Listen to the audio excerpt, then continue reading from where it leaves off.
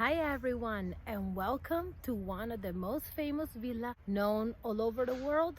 This is the Villa Rotonda. Its actual name is Villa Capra by the family who actually owned it. However, it's called the Rotonda because it has a rotund, which means a circular top. If you look at it now, you can kind of see that it's similar to some architecture right there in America. What does it look like, you may ask? The White House, as the White House took this Palladian style and copied it. Just based the White House from it. You also see it in the founding father Thomas Jefferson in the nickel. So if you look at the nickel, you'll see that is the re-representation of this beautiful villa.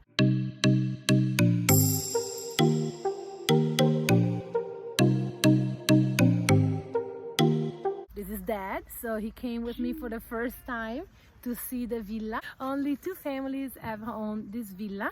Almerico was the very first owner who asked for this particular design of the house. The four lateral sides of this house are equal and there are no foundations. The way that Palladio designed it and architectured it is impressive, especially for the 1500s. But the house is actually tilted like this in all four sides. And by doing that is so that the house holds itself up without foundations. Those columns right there that you see are made with quartz powder. And what that does, it just sucks in the light. So right now it's about 3 o'clock, it gets that sunlight and they're a yellowish color. However, around sunset they will turn orange. The bottom floor was originally made for the servitù, so all the helpers and everything, and all the stairs that you'll find inside the house are actually also not only made for beauty but for support. So here we are close to it, and as you can see, these are the four facades, and if you really look at it, you see, look, that's the 70 centimeters, it goes in 5 centimeters and it continues to go in, and it has an inclination of 40 centimeters total. So see how it's not straight, it goes in. Why, you may ask? Because as I said earlier, it has no foundation, therefore the house is holding itself up. There's actually no tour guide today, so don't worry, I will be your tour guide. Here are the 6 arches. So as you can see, they're 90 degrees angles, and this is what actually holds up the house. And as you can see, it looks pretty much the same from all angles. This is the entrance to this spectacular villa. Look at this. Phenomenal. Look at the affreschi made by that Vicenza painter. And here you see it. This is a fake column, although it looks real. Very nice 3D. And this is the chair that apparently they matched with the column. But if you have Wi-Fi, you can actually do the QR code and have a little reading to it, or Google it. So here we go. First room to the right. Look at the ceiling. The guy just told me that this house is actually privately owned. However, the owners do not live here. Thomas Jefferson was so enamored with this house that he built his house as a copy, as a replica of this villa, and that is the Monticello in Virginia. So it's actually in front of the University of Virginia.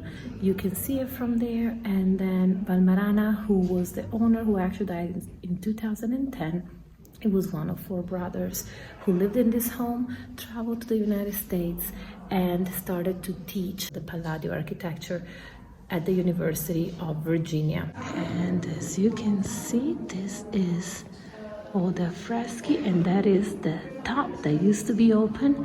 However, obviously now it's closed because it was a thing that water used to come in and land right here.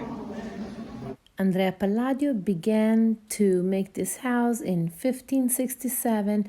However, both him and the owner, Almerico, never saw it finished.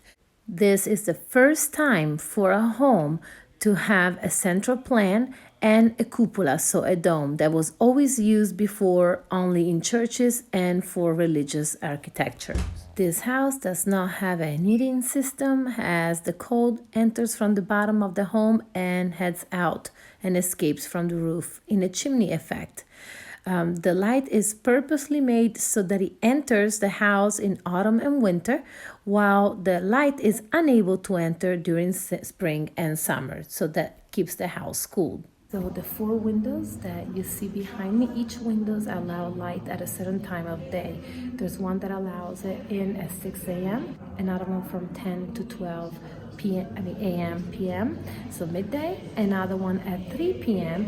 and then there's one more window that allows light in between 6 and 8 p.m. These are the original maps of the place.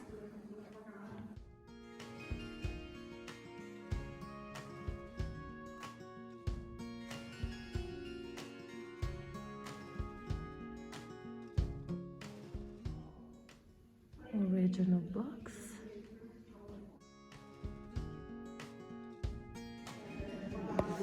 So these stairs were a sign of not only wealth, but they were only used by the helpers, and they also hold the structures up. And this structure that you see here on the floor is actually where the water used to go when it used to rain inside the house from the open dome. And again, the open dome does resemble the Pantheon in Rome. Notice the 4 doors. 1, 2, 3, 4. For 4 times of the day for light to come in from 4 different areas. So again, as you can see, all these stairs, there are 4 of them. They were again for the helpers and also as a support of this beautiful villa, considering that it had again no foundations and that all the walls are leaning against each other. Pretty cool. My dad just made me notice that each room has a fireplace. So this must have been obviously the dining room. Can you imagine having dinner here? Pretty cool.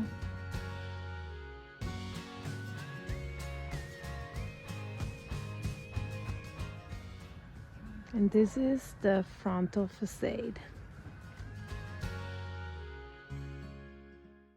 And this is all from Vita in Florida in Vicenza, and this is from the Villa Rotonda, your White House design. Thank you.